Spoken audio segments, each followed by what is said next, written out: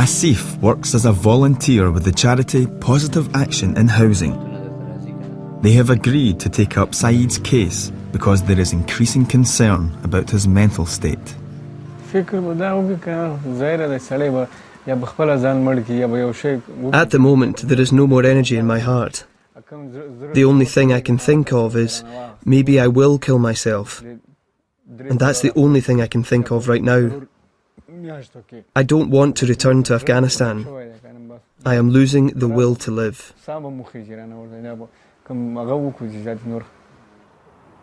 Some argue whether the government withdrawal of benefits is a deliberate policy to drive failed asylum seekers into destitution so they will return.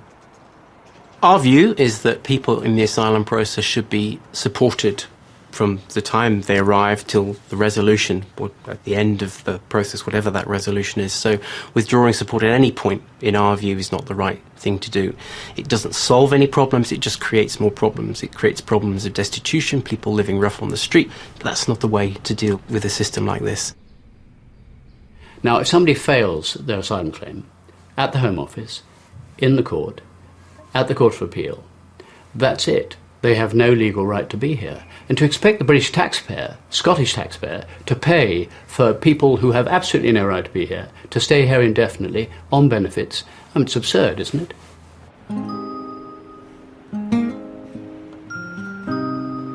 In the 10 years since asylum seekers first arrived in Glasgow, many have found support in the face of adversity. We became very, very, very friendly with them. And they began, the children were learning English and we were helping them with that. They nicknamed us Auntie Jean, Auntie Noreen. That was all you ever heard. Every time we went to the shops, all you would hear was a little voice shouting, Auntie Jean, Auntie Noreen. All of them are very family orientated, which was wonderful for us. It took a while for people to open up their hearts and tell us their stories. It took them a while to know that they could trust us and we were there for them. But 6 years ago, the Kingsway community began to receive a series of official visits.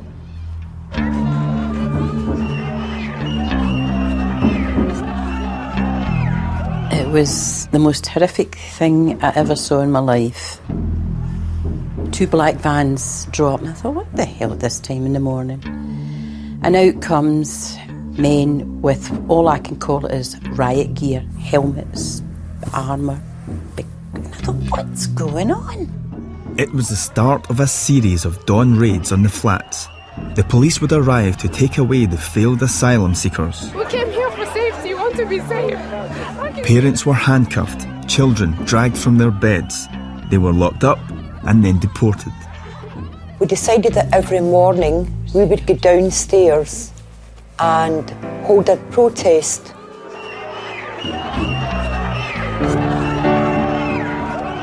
We had a candlelit vigil and I was arguing with this big giant policeman to let me go into the block.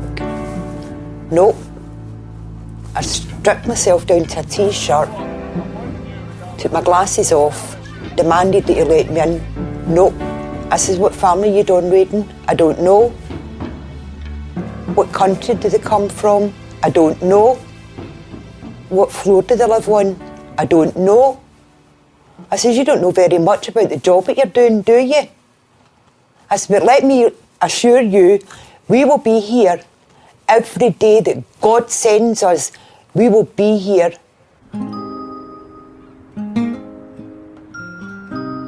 As a result of Jean and Noreen's campaign, dawn raids on the Kingsway flats have stopped altogether.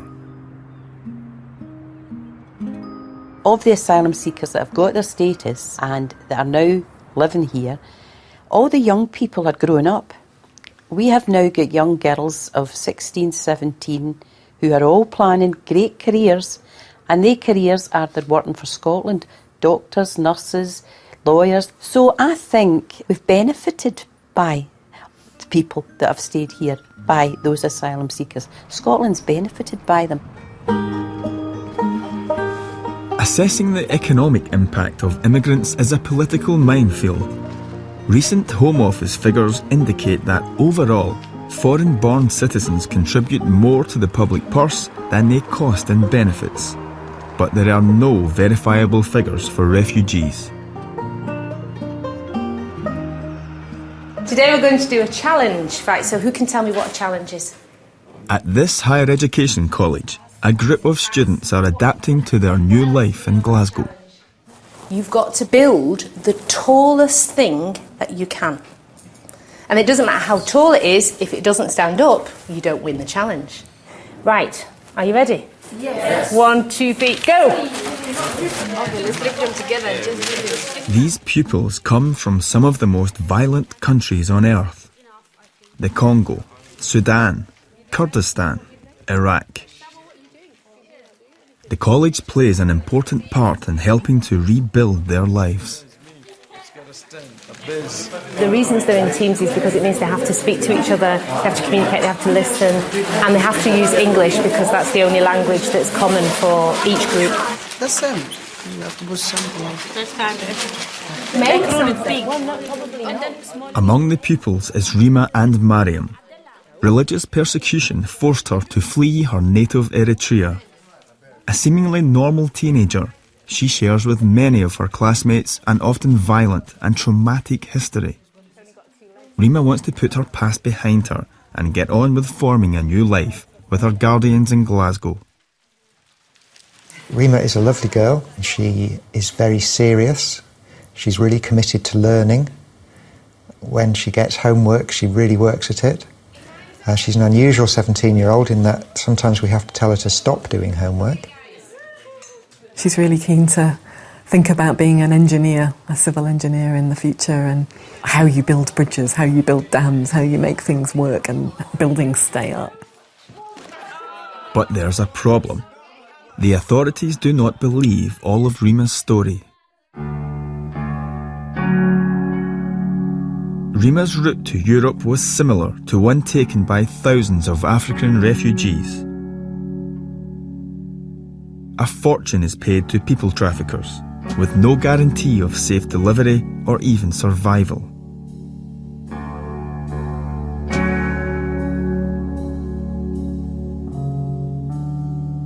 In July 2007, Rima did manage to make it to Italy. She was detained in a squalid refugee camp and faced the threat of deportation.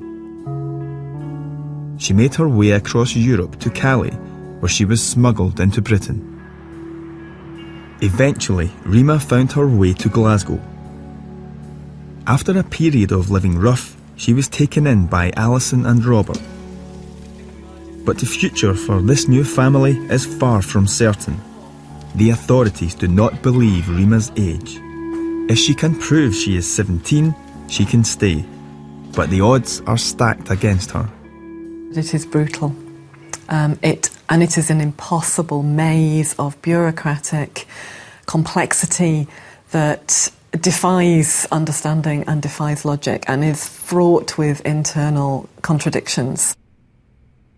Earlier this year, Rima was taken to Dungavel, the Home Office detention centre.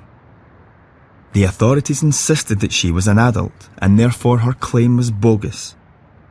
Just hours before she was due to be deported, a last-minute legal challenge secured a temporary reprieve. There doesn't seem to be any way for the authorities to consider that they might have made a mistake. So one of the constant frustrations has been one piece of paper said Rima is over 18. We've seen the assessment that was based on. There are some pretty obvious flaws in it. But no agency that we have spoken to is even able to think about helping Rima as a child because this one piece of paper is unchallengeable. Rima's life is now on hold while she awaits a final decision from the authorities. Until then, she is determined to try and live a normal life. Esther and Robert, they looking after me, just like my father and my mother. And they do for me everything what I need. And they help me. So I haven't got any problem when I came here. So everything is okay, I'm fine with them.